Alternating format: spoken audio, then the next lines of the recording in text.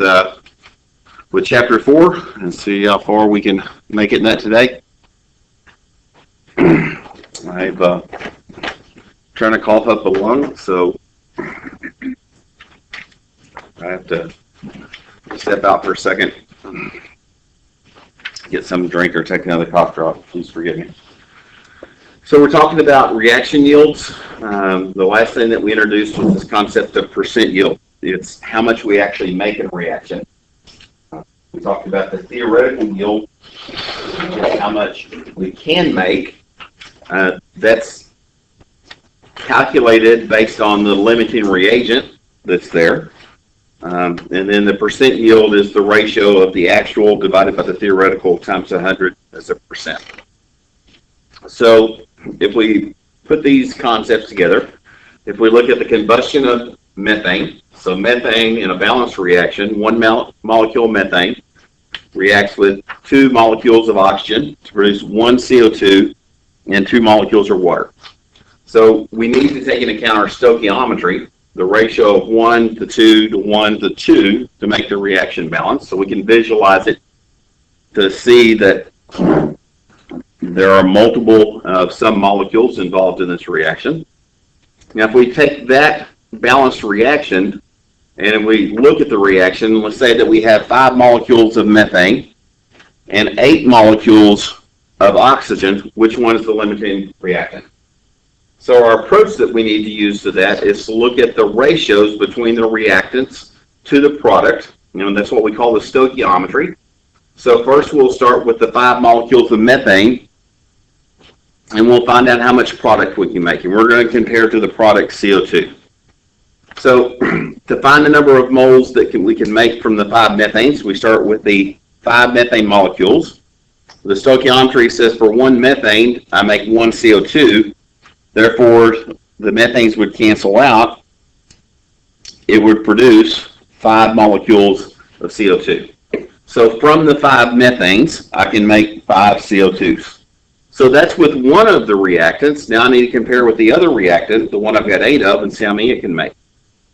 So if I do the similar thing with the oxygen and look at its reaction ratio, the oxygen reacts in a 2 moles of oxygen to 1 CO2 ratio. So now the oxygens cancel out. The 8 divided by 2 gives me 4 CO2s. So therefore, the oxygen becomes the limiting reactant in the system because it limits the amount of product that's made. In this one, we made 4 CO2s. The previous page, with the methane, we made 5. The fewest number of moles is the limiting reactant in the system. So whatever is the fewest number of moles of products, that becomes the limiting reactant. Now, can you look at this and see that obviously it's a 2-to-1 ratio, and I need to figure out which one is the fewest? Do I have to calculate it out? I'll tell you, if you get the right choice, no. The problem is making sure you understand it clear enough in your head not to set up that simple ratio. And so that's going to be a choice that you make. I encourage you to do the calculation, and it doesn't matter which product you convert it to. You could have found out moles of water, and it'd be either one of the products. Which one made the fewest moles of products? Okay, it doesn't matter which one you choose. Typically, when you do this calculation, you're trying to find out a comparison to some particular product. So you're interested in one of the products over the other ones, but if it's not specified, if it just wants to know what's the limiting reactant, you could look at either product in the system. Okay, so here's your problem.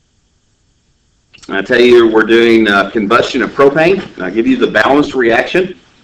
I've got 5 moles of propane, 13 moles of water, and I want the limiting reactant. This should be very quick to do. You got a minute.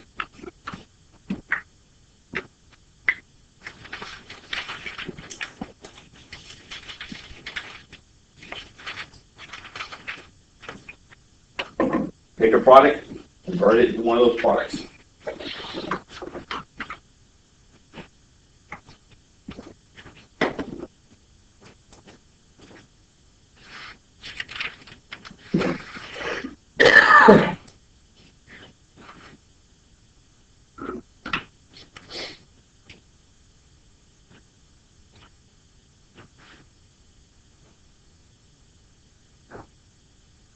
First time we've had 24 here in weeks.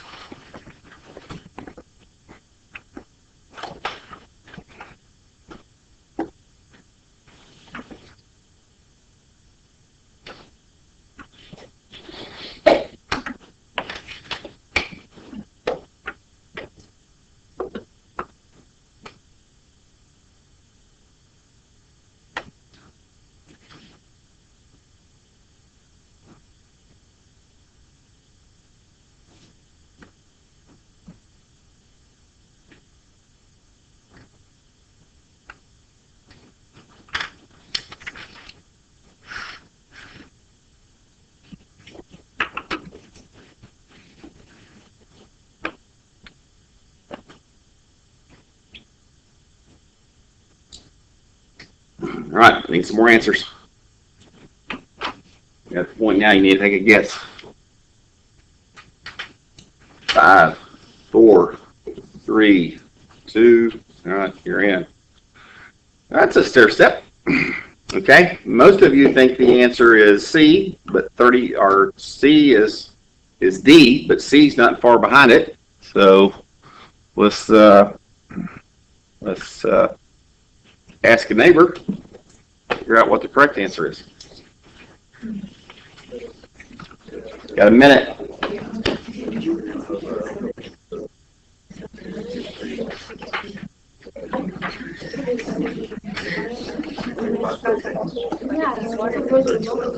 Which one makes the fewest moles of product? Can I ask you? May I answer? Like, do you put two on the bottom? As long as. If it's whatever the stoichiometries are. Goes 1 to 3. Goes 1 to 3 ratio. Yeah. Oh. So,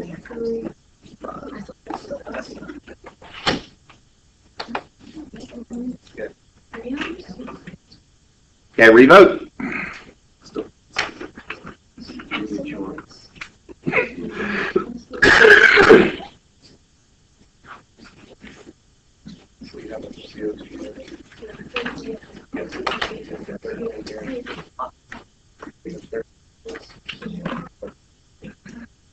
All right.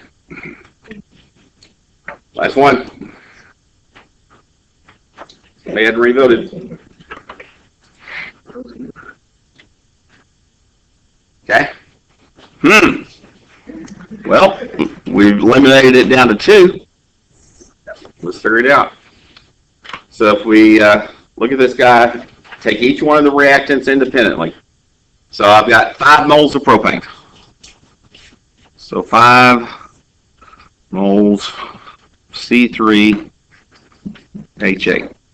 And the stoichiometry is that 1 mole of propane, C3H8. I can choose either product, but I'm going to choose the CO2 for 3 moles of CO2. And if I look at the ratio that's going to occur there, the moles of CO2 or the moles of propane would cancel out. I'm left with moles of CO2. When I multiply, I get 15 moles of CO2 as product. And then I want to do a similar comparison for the other reagent. I've got 13 moles of O2. And the reaction stoichiometry says there are 3 moles of O2 per 3 moles of CO2. Okay, do a similar thing. Moles of O2 cancel out. The 3's and 3's actually cancel out. So I'm left with 13 moles of CO2. The one that makes the fewest moles of product is your limiting reagent. So the one that made the fewest moles of product is CO2. Choice C. All right. Just to let you use the process of elimination, which 2 couldn't have been answers? A and B. Why? They were products, not reactants. So limiting reactant has to be something on the left-hand side of the equation. So if you're going to have to take a guess, just a strategy for multiple choice exams, eliminate the ones that you can. All right? when we write exams, we call the things that are not possibilities, we call them distractors. And typically on a multiple choice exam, it really comes down to two things. If there's four. If it's five, sometimes there's two distractors and there's three possible answers. The ones that I give you, there are four possible calculations, or four possible choices. All right, any question on that? Okay, let's do some more of these things. So what we can do now is put all these things together, and we can start calculating these yields. We'll do this in the lab pretty soon. But we can take and measure the quantities. Typically, we look at our reactants that are in grams. We find out what our limited reactant is, our theoretical yield. To do that, we have to convert grams to moles to find out which one makes the fewest moles of the product in our system. And the way that we do those conversions between mass and moles is we need to know the molar mass of the compound involved. So in this reaction, this is the one that we did in the lab last week. Magnesium plus oxygen produces magnesium oxide. If everything worked right for you, the mole ratio was 1:1. Okay, so that was the goal. It was a 1:1 ratio is what hopefully your data pointed at. And I'll tell you the way that when I grade that, and there's a few labs filed back there, I don't know if they're all there yet. I'm looking at a range. If you got within 0.2 on your empirical formula, you got full credit for it, and it's a sliding scale from that. But in this mixture, I've got two different reactants. I can take the mass of each reactant, go from grams to moles. My conversion is the molar mass. I get that from the periodic table. Then I use the stoichiometry, 2 moles of magnesium to 2 moles of product. It's 2 to 2. From that, I can calculate the moles of magnesium oxide, the product. For the other reactant, I take the mass of the oxygen in grams. Its molar mass is 32. Make sure you use the diatomic molar mass, not 16 from the periodic table, because it's O2. Okay? Then use the stoichiometry. It's a 1 to 2 stoichiometry in the conversion to find the moles. Once I find the fewest number of moles, I get the moles of product. Then I can finally convert to grams of the product. All right, let's throw the numbers in. So I'd start with the mass of the magnesium, take and convert it into moles of magnesium. The grams of magnesium would cancel out. I've got moles of magnesium, do the stoichiometric factor, 2 moles of magnesium for 2 moles of magnesium oxide. Moles of magnesium cancel out. So when I do the math on this one, I get about 1.75 moles of product, magnesium oxide. Then I take the other reagent. I've got 33 grams of oxygen in it, O2. I convert from grams to moles using the molar mass. Grams of O2 would cancel out. Now I've got moles of O2. The balanced reaction was 1 mole of O2 for 2 moles of product, magnesium oxide. Moles of O2 would cancel out. So if I did the math on that one, I get 2.11 moles of magnesium oxide. The one with the fewest number of moles is the limiting reagent. So this one's 1.75. This one's 2.1. So the fewest is the 1.75. Now that I know the number of moles of it, to find out the theoretical yield, I go for moles to mass using the molar mass of it. So I take the number of moles of it and multiply it by the molar mass, which 1 mole weighs 40.31. Moles of magnesium oxide cancel out. The theoretical yield is what I possibly can make. So the most I should be able to make would be 70.5 grams of product, magnesium oxide. Okay, let's look at another one of those. So here's an example of one. I'm going to do all the steps out on the board.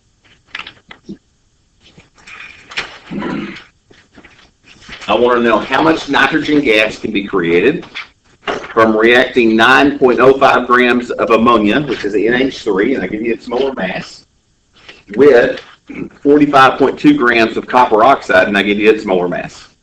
So the first thing I need to do is I need to take each one of those components. I need to find out which one is the limiting reagent. So it doesn't matter which one you start with when you do your calculations. I'm going to start them, just do them in order. So I'm going to start with the ammonia first. So 9.05 grams of the ammonia, NH3. And then I'm going to take its molar mass. There are 17.03 grams of ammonia, NH3, for 1 mole of NH3. And then I'm going to use the balanced stoichiometry. So I'm going to compare it to the nitrogen product because that's what I'm looking for, how many grams can be made. So the stoichiometry is 2 to 1. There are 2 moles of ammonia, NH3, consumed for every 1 mole of nitrogen, NH2, produced. So I'm going to check my units out, see if I've got nitrogen left. So moles of ammonia cancel out, grams of ammonia cancel out.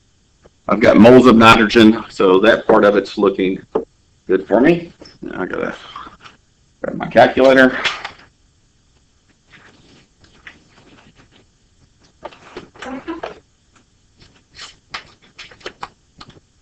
And I got 0.265 moles of ammonia. And I'm going to do a similar type of calculation now with the other reactant. So I've got 45.2 grams of copper oxide. Copper oxide is a heavier compound. It weighs 79.55 grams of copper oxide per mole of copper oxide. Copper is a heavy element compared to nitrogen. Now look at the mole ratio, 3 moles of copper oxide per 1 mole of nitrogen gas. That's where my 3 to 1 ratio is coming from. Again, check my units out, make sure dimensional analysis is working. Moles of copper oxide cancel, grams of copper oxide cancel top and bottom. That's working for me. So I do my math.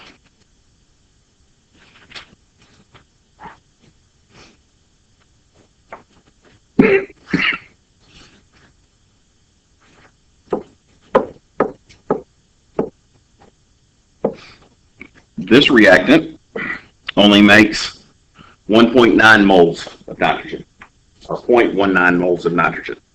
So this is going to be my limiting reagent because it's the fewest number of moles.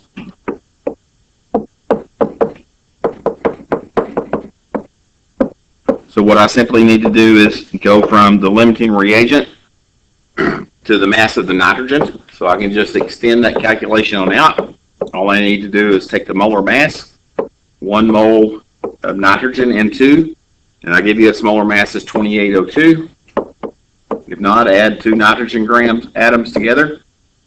So I look at my units. Moles of nitrogen cancel out, times 28.02, and I produce 5.31 grams of nitrogen, N2 gas.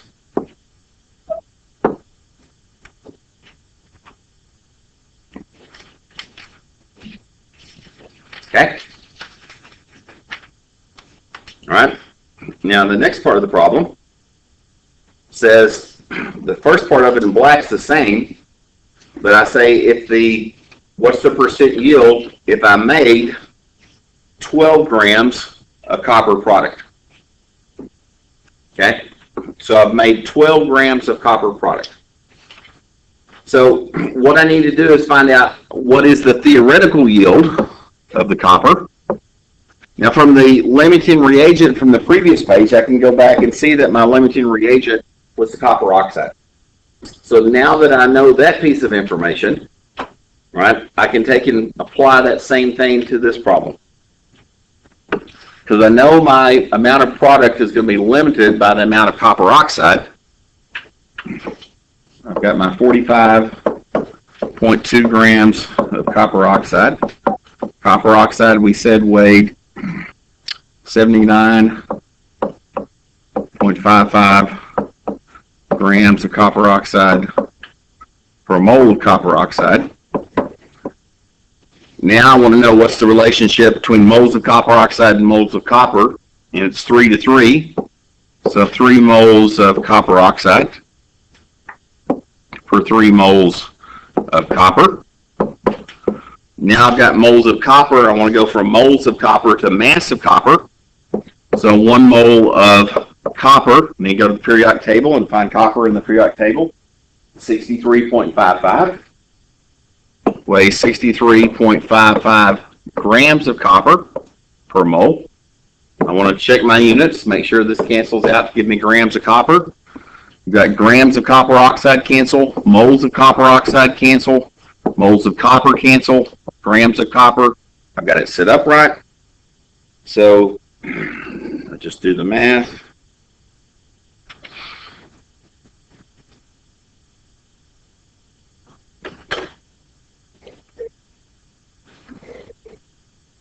And I get a theoretical yield of 36.1 grams copper. Anybody else get that? Okay. So now the question asks, what is the percent yield? So the percent yield is the actual divided by the theoretical times 100. So the actual yield is 12 grams. The theoretical was 36.1.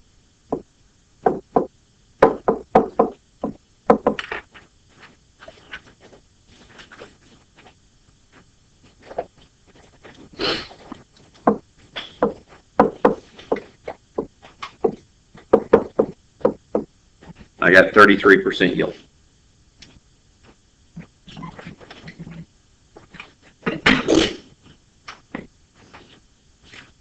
All right, who's got a question on that?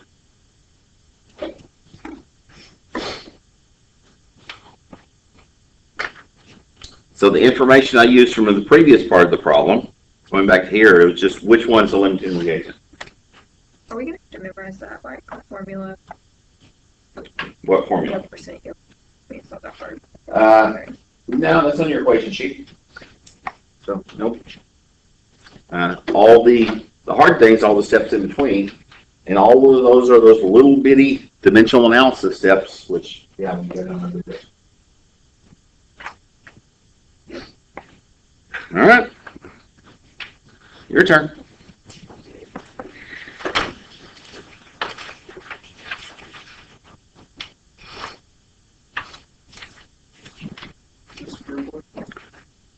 Let's see. Doesn't look like it.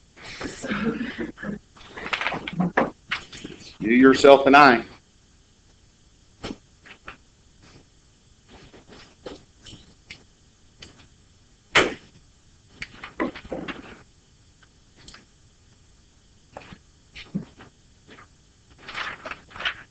Whoops.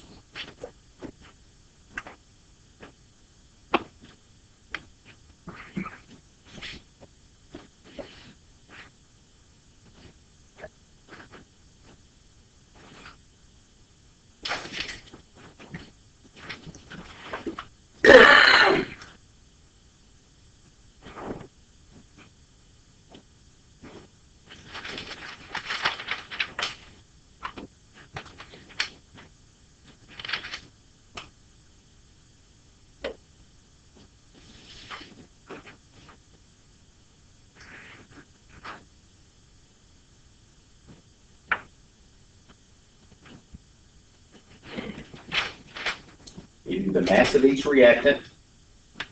I give you the amount of products that's recovered.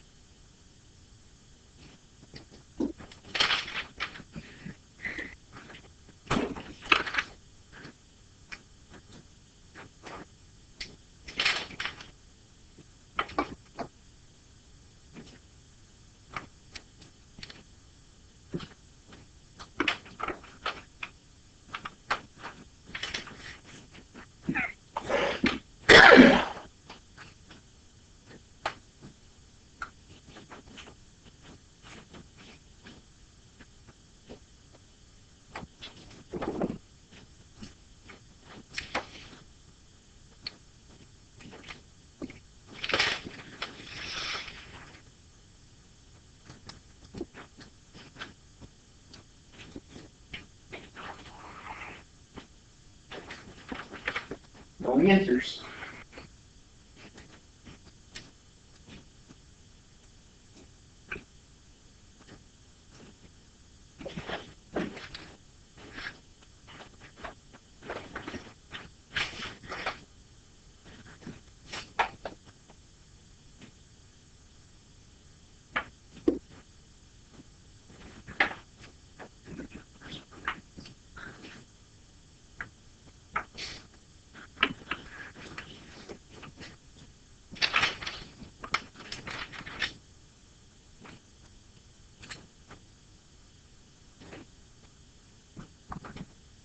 Got one.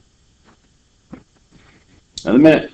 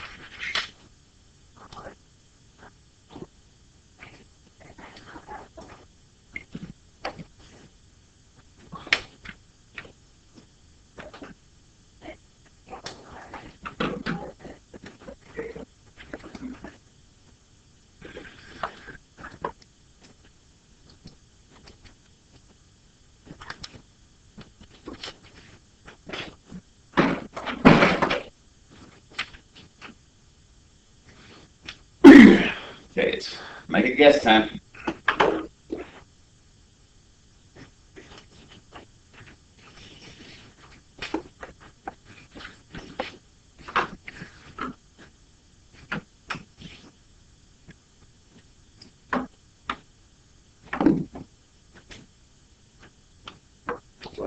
Last two.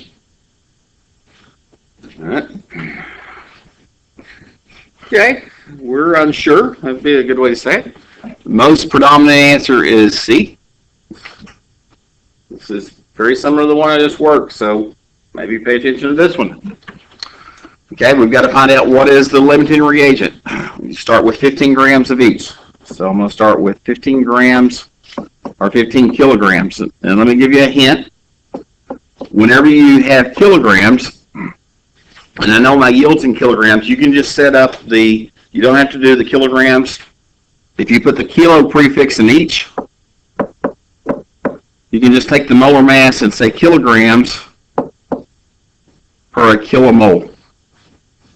Okay, and that way you don't have to put an extra step in to go from kilograms to grams in your calculation. So this is kilomoles. I put the K on top and bottom, it doesn't change anything. It would cancel out. Right? So from that, I can use my mole ratios. 1 kilomole of hydrogen, or 3 kilomoles of hydrogen, sorry, because it's a 3-to-1 stoichiometry, per 2 kilomoles of ammonia, NH3. So when I look at my units on that one, let's see, kilograms of H2 cancel out, kilomoles of H2 cancel out, so that was H2, and I'm left with kilomoles of ammonia, so 15 times 2 divided by molar mass, divided by 3, so this one makes 4.96 kilomoles of product, NH3. I'm going to do a similar calculation for the other reactant. So now I've got 15 kilograms of nitrogen gas. There are 28.02 kilograms of nitrogen for a kilomole of nitrogen gas. The reaction stoichiometry says that 1 kilomole of nitrogen per 2 kilomoles of ammonia. And again, that's the 1 to 2 stoichiometry. All right, so kilomoles of nitrogen cancel out, kilograms of nitrogen cancel out. Let's see what that one makes.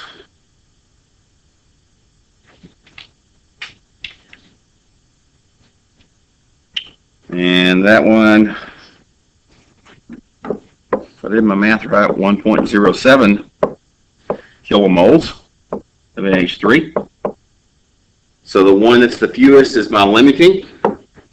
So that tells me this one is my limiting reagent. It's going to control how much product's made.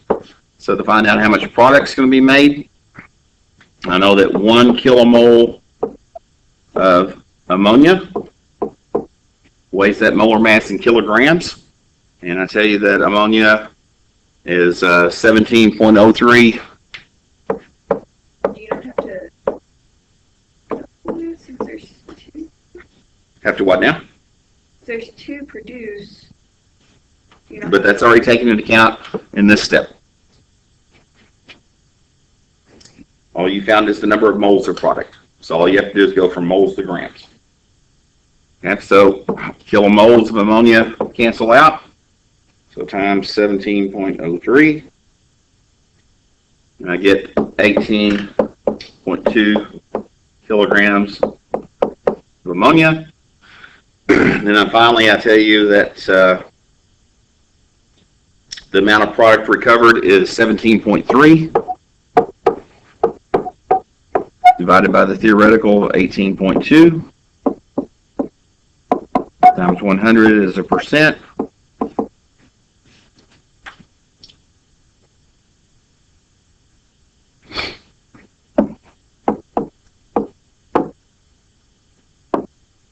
I got 75.2%. Looking pretty good for choice D, though. It is.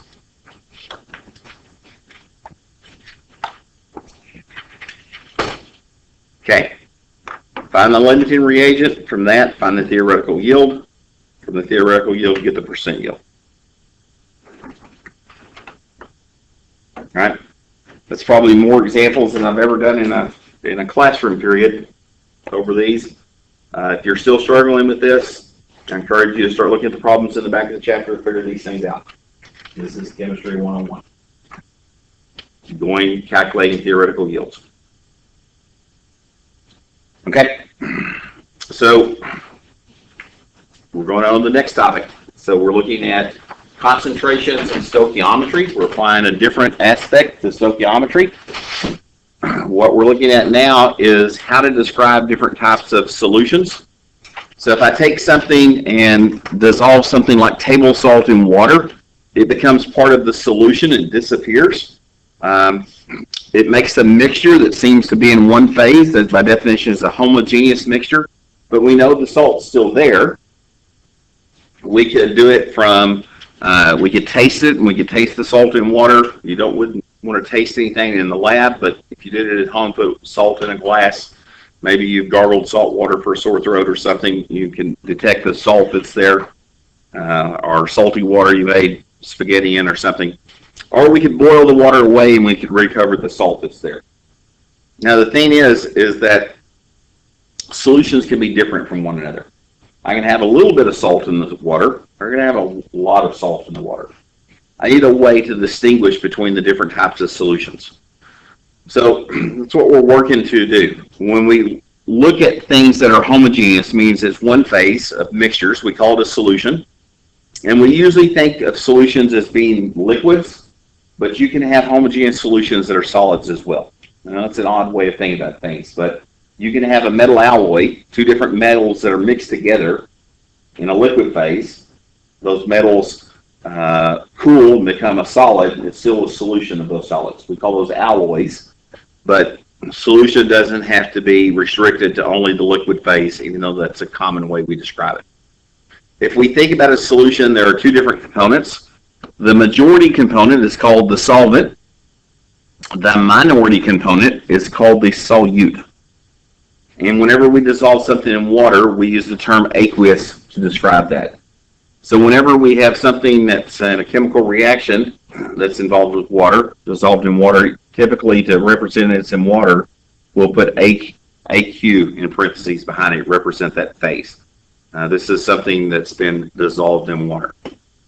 Okay, so if we think about our different types of solutions we want to look at, we want to be able to tell one solution from another. We know if it's a pure substance, it has constant composition. But if I take something like salt water, I can take a saltwater sample and analyze it, and I can tell you what sea it came from or what lake it came from. Because of the different compositions vary from site to site. So in the lab, what we want to do is learn how to describe solutions so that they accurately reflect the differences in those solutions. And we do that by relating the amount of the solute to the solvent. And the term that we use to describe that is called the concentration of the solution. We'll start using different concentrations of solutions in most of our labs from now on. So solution concentration typically is described quantitatively, and quantitatively means that we're putting a number to it. Okay, it's 0.1, it's 1, it's 5, it's got a mathematical value to it. Qualitatively is saying that it's maybe dilute or concentrated. It's one or the other.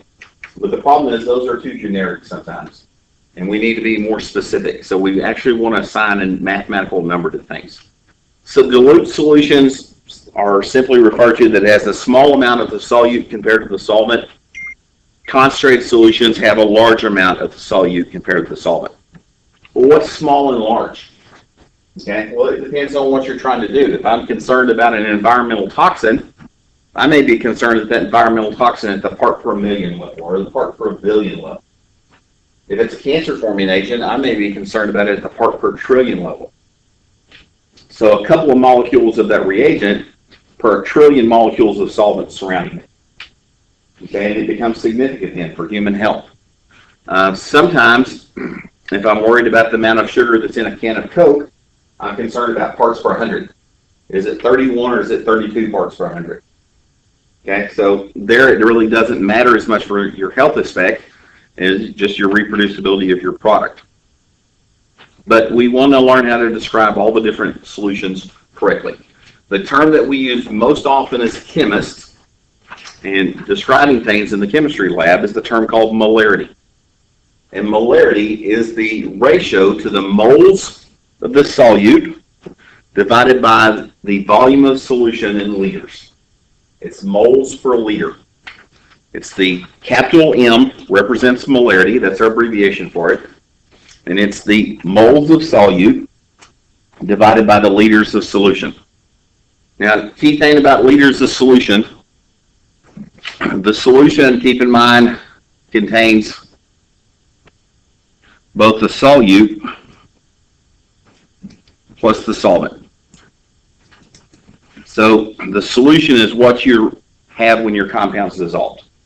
That's the everything that's there. And that's something we need to distinguish. When we talk about in the future chapters, we start distinguishing between solution and solvent. We need to pull those apart. In the molarity calculations, we're concerned about everything. So here's the example of how I would make a 1 molar solution of sodium chloride. And if I wanted to make a volume of 1 liter of it, what I need to do is find out how much is 1 mass of sodium, 1 mole of sodium chloride weigh. And I'd simply go to the periodic table, look at sodium, and look at chlorine in the periodic table. So sodium's right at 23, chlorine's 35.45. If I add those together, I get 58.44. I would measure that mass out on the balance. I transfer that in a container that's going to hold exactly 1 liter volume. So this type of flask, it's got a single mark on it right here that says you fill it up to this mark, it's a liter volume. It's called a volumetric flask. It's very accurate in terms of its precision. You can get 1 liter of water plus or minus about 2 milliliters, which is pretty good. You're at less than 0.1% accuracy. So I get the 1 mole of mass, I transfer it in, I fill it up with water. Typically I want to add the water maybe 2/3 full to start with, and I want to get all of the solid dissolved. So if I fill it up all the way to the mark, I can't swirl it very easy to promote mixing. So I'm going to mix it. After it's mixed up completely, then I'm going to fill it up with water to all the way to the top to the mark, dilute it up so that the bottom of the meniscus that U shape in the tube is right at the mark, and that tells me I filled it to the correct 1 liter volume. And I've got 1 mole in 1 liter. That's going to result in a solution that's exactly 1 molar. Okay? That's how we make solutions up in the lab. Now, that's the most accurate way. So here's an example of a calculation that I expect you to be able to do. I give you a mass of a solute. In this case, it's KBr. And I tell you how much volume is dissolved in. So this is the solute. This is the total volume of the solution. And I want to know what is the molarity. Okay, so just to think about my strategy I need to find out what molarity is. So to do that, I need to find the moles of the KBr, the solute, and I need to know the total volume in liters. Well, I've already got the total volume in liters. So all I need to do is go from mass to moles and then do the division.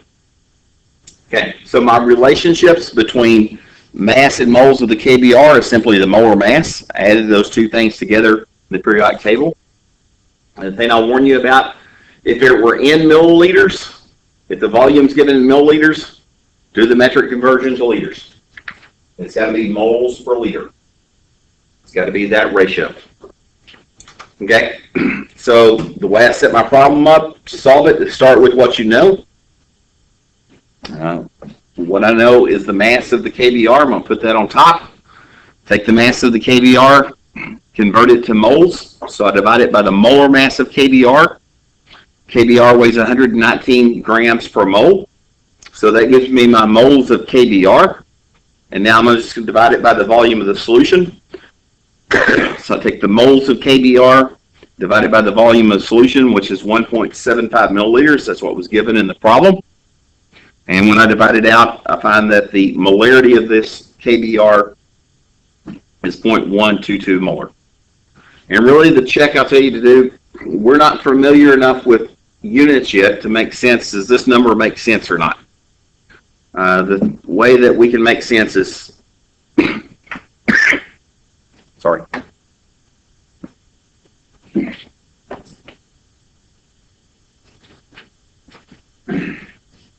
The way we have to make sense of it is to see is it units of moles over liters. We've got to know that's what molarity is. Okay? And the thing I'll tell you is that just to make sense of some numbers, the book says that most solutions are between 0 and 18 molar. That's correct. Actually, they can be a little bit higher than that on the upper end. Pure water is 55 molar. So they can be a little bit higher. So you could make up a sodium chloride solution that would be up to about 30 molar. But that's about as high as you could go. So if you get anything that's in the hundreds, that's not a realistic number. But on the low end, it can be as low as you can imagine. We can have solutions that are 10 to the minus 1, 10 to the minus 5, 10 to the minus 10, 10 to the minus 15 molar.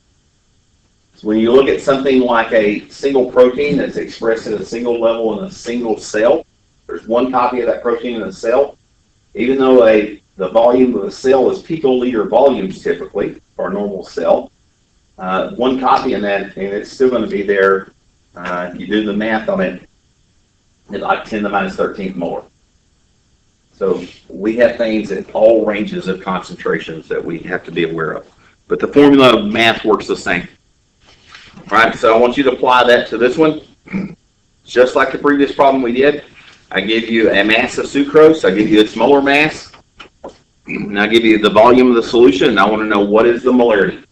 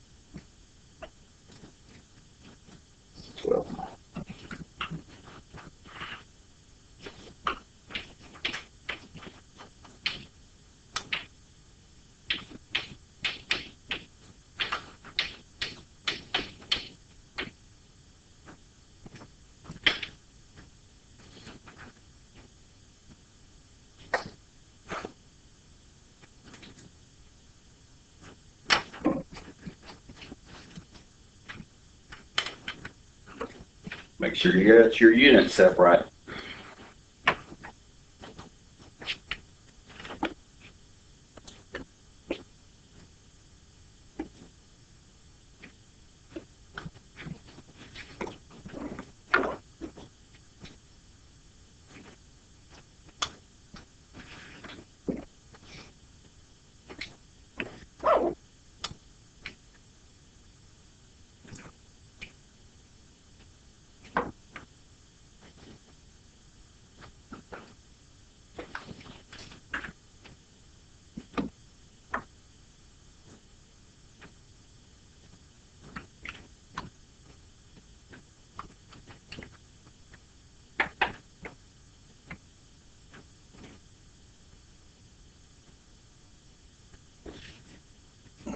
The answer's in.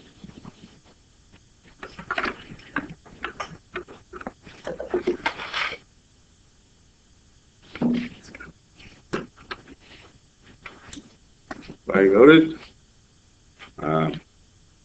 Predominantly, everybody thinks it's choice D. That's the correct answer. For the few of you that didn't get it, I want to quickly work it. So start with the mass. It's 22.55 grams. I'm going to just use S for sucrose. Sucrose weighs 342.30 grams of sucrose per 1 mole of sucrose. So now I've got moles of sucrose. I just need to divide it by the volume. I've got 35.5 milliliters of solution, but that would give me moles per milliliter. So I need to do a conversion from milliliters to liters. There are 10 to the third milliliters per liter. I'm going to check my units, my dimensional analysis. Milliliters cancel out, grams cancel out. If I do the math, I get my 1.85. And do you have to write it out like that? No, because if I were to write this out,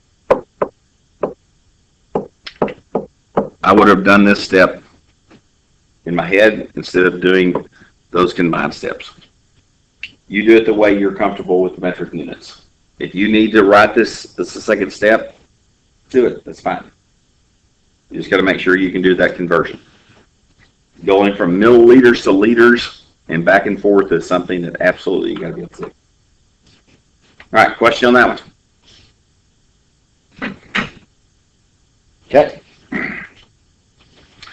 So things that we can do with molarity, well, same way that we can use mass in a calculation, we can use molarity in a calculation. It becomes a conversion factor for us to convert between the moles of a solute and a volume of a solution. So if I look at the example, if I have a solution that is 0.5 molar sodium chloride, that tells me in the ratio that there is a half a mole for every liter of that solution. So this becomes just a conversion factor for me. So I can use this ratio to convert from liters of solution into moles of the solute, or I could use it as conversion factor to convert from the moles of solute to find out how much of the solution would be required to contain that amount of solute. So we can go either way with it. For us, we need to think about it as just something in dimensional analysis. Now that we know this relationship between moles and liters, sometimes in our calculations we may want to put the moles on bottom. Sometimes we may want to put them on the top. It depends on what you're looking for in terms of your units of your calculation. How do you know which one to put on top or bottom? Your dimensional analysis. If your units don't cancel, so leave you the unit that you want left on top, you haven't got the calculation set up right. Okay, when we do dilutions, we take a higher concentration solution, we call these stock solutions, and we convert them to a lower concentration solution. The way that we do that is we take a portion of the higher concentration stock and we add some solvent to it. Now when we do this, whatever portion we take out, however many moles are in the solute doesn't change as we add more volume. So moles before the dilution equal moles after the dilution. So moles in solution 1 equals moles in solution 2. It's called the dilution equation. And if we look at the equation that we have, moles, and this is just something fundamentally to remember when you're doing calculations, moles equals concentration in molarity times volume in liters. Because the units are moles per liter times liters. Liters cancel out, you're left with moles. But just memorizing this very fundamental equation, moles equals concentration times volume. It's going to take you a long ways in these calculations. So what we're saying with this is the original number of moles that I have.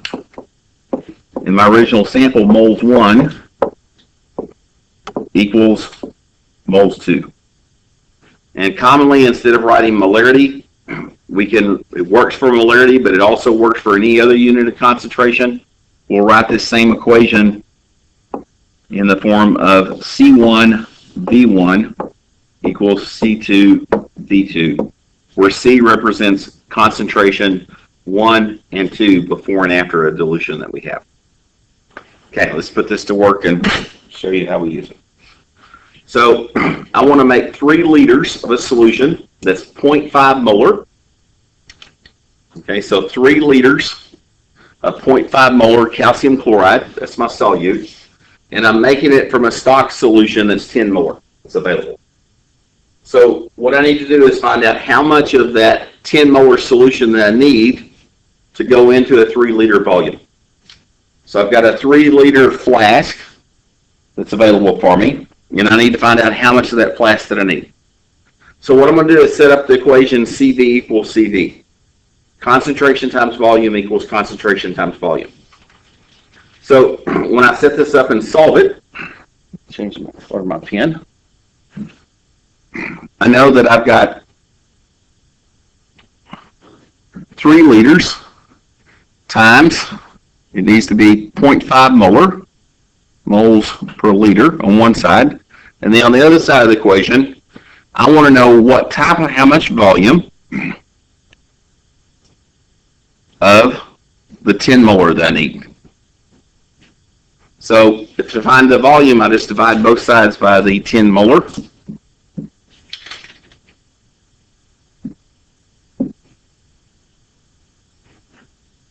And I find out that 10 molar cancels out on both sides. And this is 0.5 molar. So the molars cancel out. So I've got 3, multiply and do my math. I find that it's the volume is equal to 0.15 liters. And if I convert that to milliliters, I need 150 milliliters of the 10 molar solution. That's an application of the dilution equation. So you plug in the variables that you know, and you're going to have one unknown. In this case, it was the volume. We solve for that volume. The thing I tell you is that just make sure that you follow it. When you solve it for molarities, your volumes are going to come out in liters. Typically, we're going to measure smaller volumes, so we have to convert it to something like milliliters. All right? That's the dilution equation. Let's look at another example of it. So another thing that we can do with stoichiometry and these relationships is take and look at how reactions occur in solutions. And we need to be aware that not everything reacts in a 1-to-1 ratio, as we've seen. So we have to use the same type of stoichiometry that we talked about in our percent yields with solids reacting and apply that to solutions. Molarity takes into account moles. Stoichiometry takes into account relationships. And we can use this combination of the two to convert back and forth between reactants consumed or products that produce. The book has a big emphasis on this conceptual plan. Have an idea how you're going to do a calculation. I think it's a great idea. Sometimes you do something you're just not sure what to do. The thing I'll tell you is start with the data that you're given and start trying to manipulate it to where you want to go. But the idea with if you're doing a solution calculation you're going to take a volume of a reagent A, you're going to convert that into amount in moles, and then you're going to use the stoichiometric relationship to convert it to an amount of B in moles.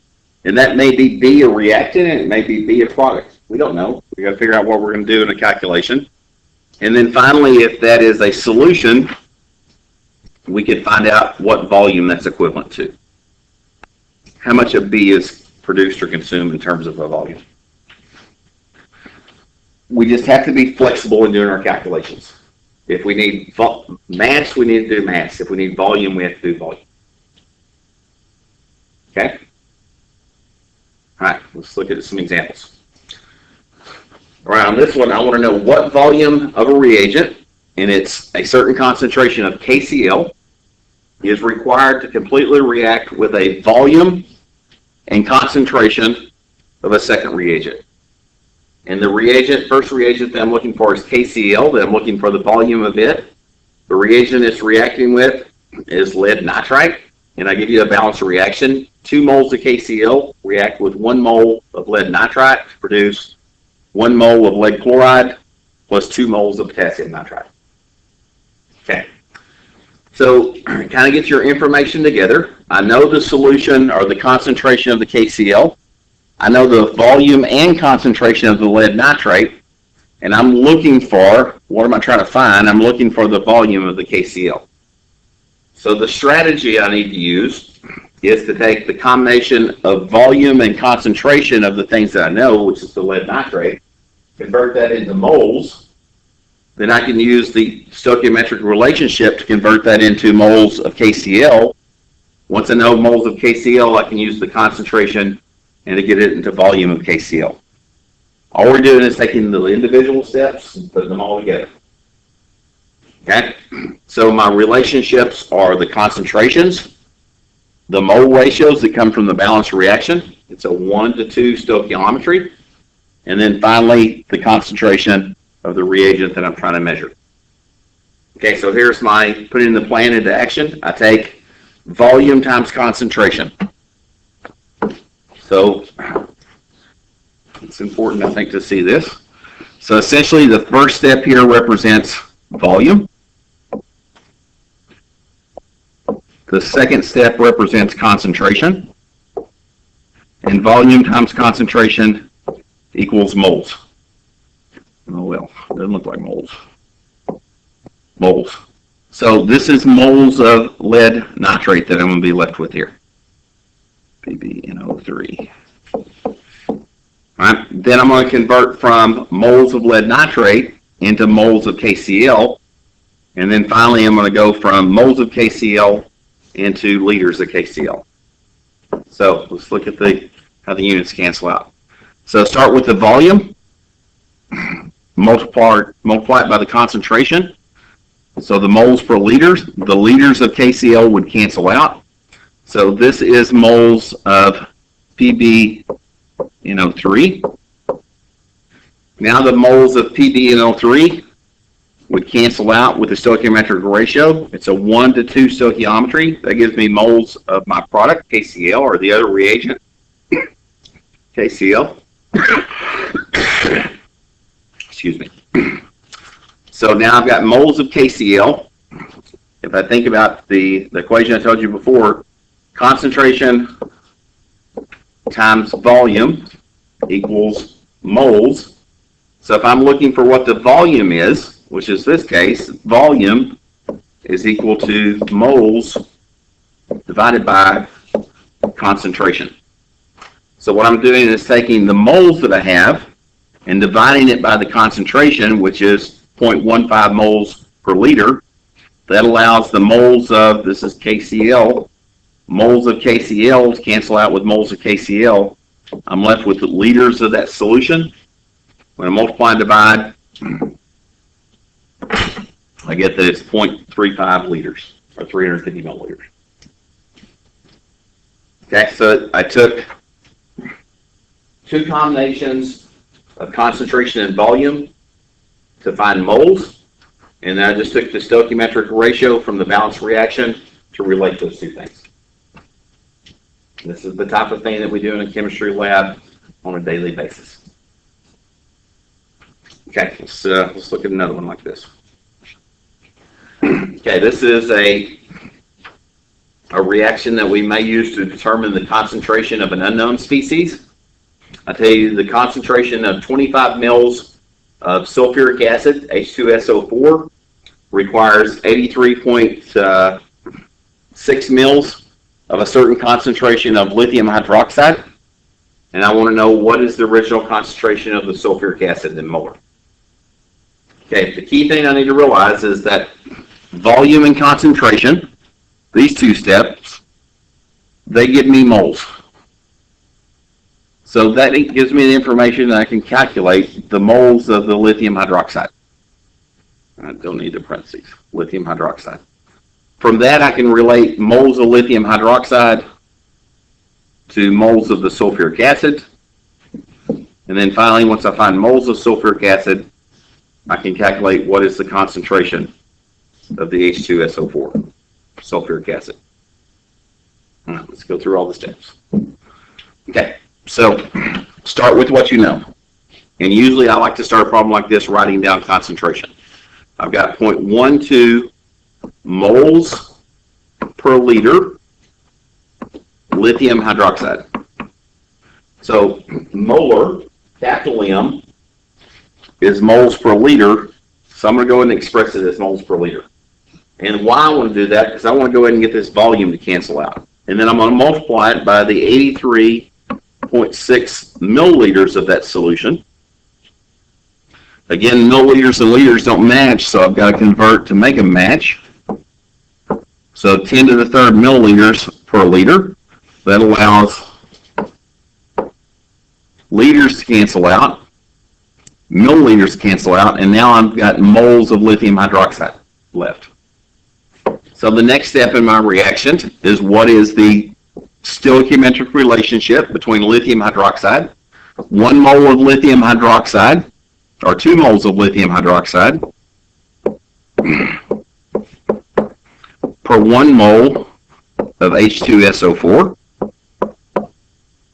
That's going to give me moles of H2SO4. And now it's kind of like the problem we had a while ago. We've got the number of moles. I want to find out what is the molarity. All I need to do to find out molarity is I need to divide by the concentration. So there are 25 milliliters of the H2SO4 solution that reacted. That's given here. If I look at the units I have, I've got moles of lithium hydroxide cancel out.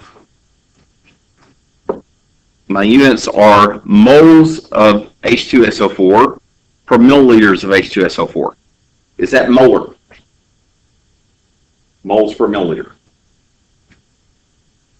It's 2 moles per liter. These are moles per liter, exactly. So last step I need to do is do that conversion.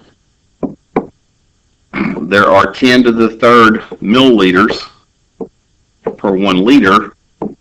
Now that would cancel out. Milliliters and milliliters would cancel out. Now I've got moles per liter. That is molar. Okay, so always check your units on your dimensional analysis. I'm going to have moles of H2SO4 per liter. Now it's just a matter of doing the calculation.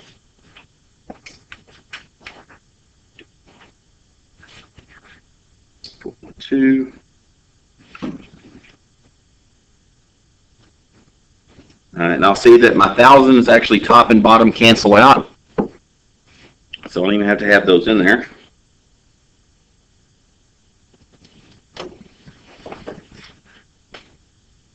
And if I did it right, I got 0.2 molar.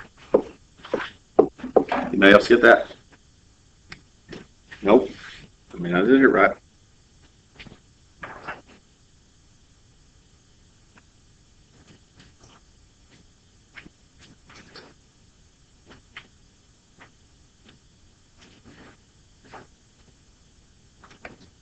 And you got 0.2 again.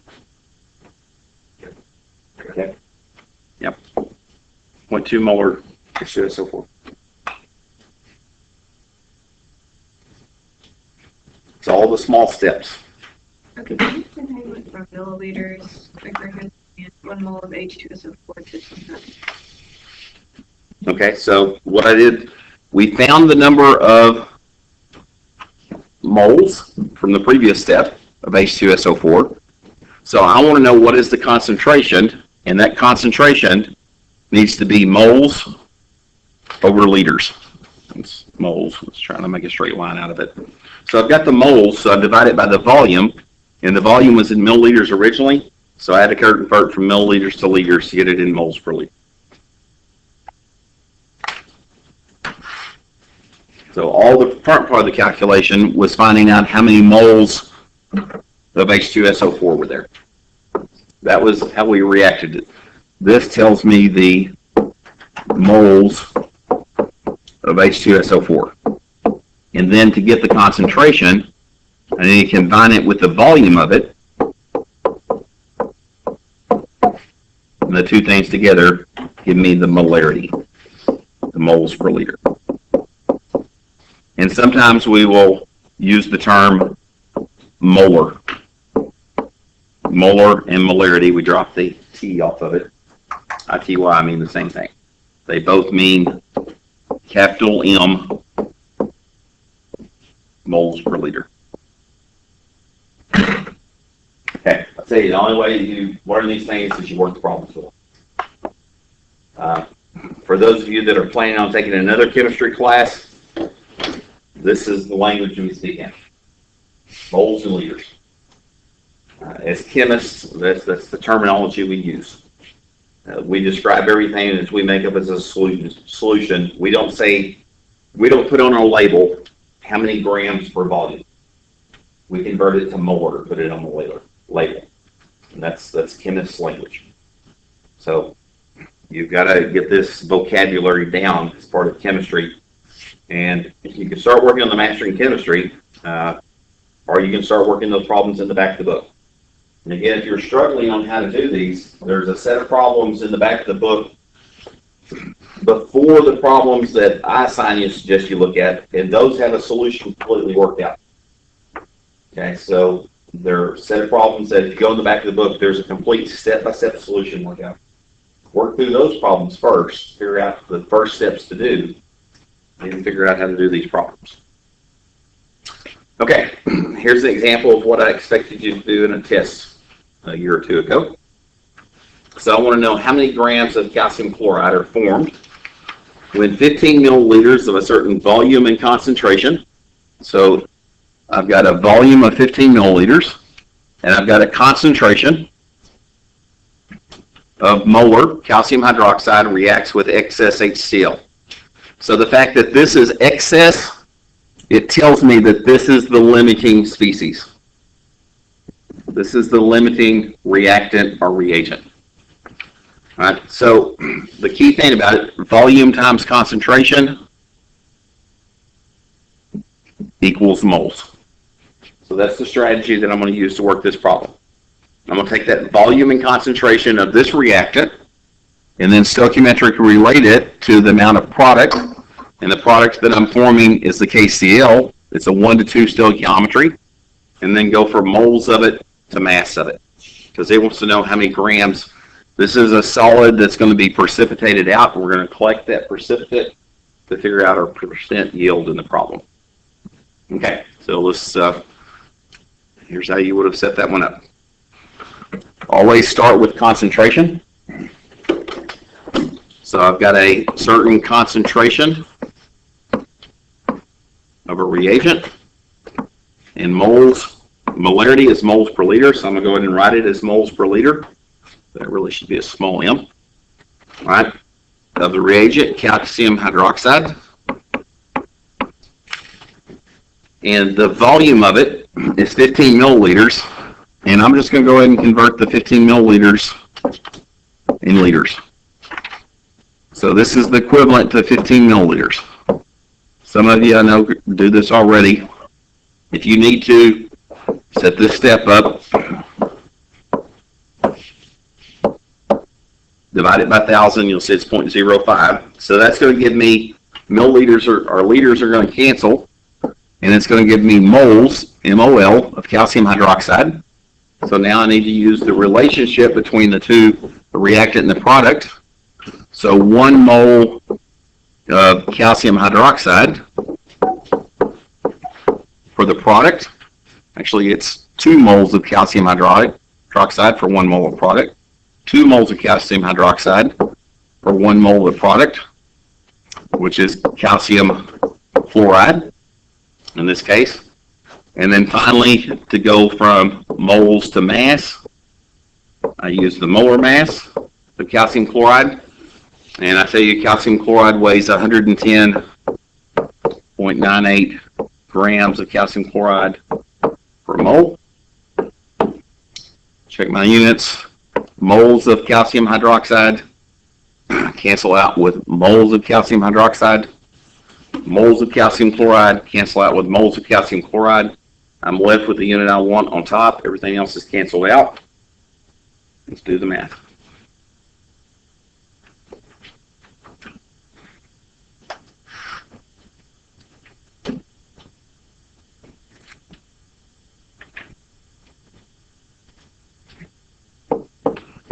And I get it's a pretty small number.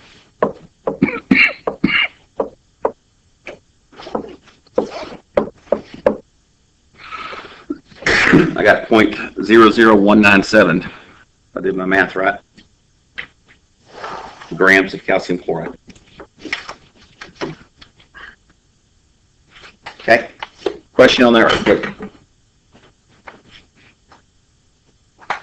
All right, just my observation is I saw more deer in the headlight looks today than I've seen all semester.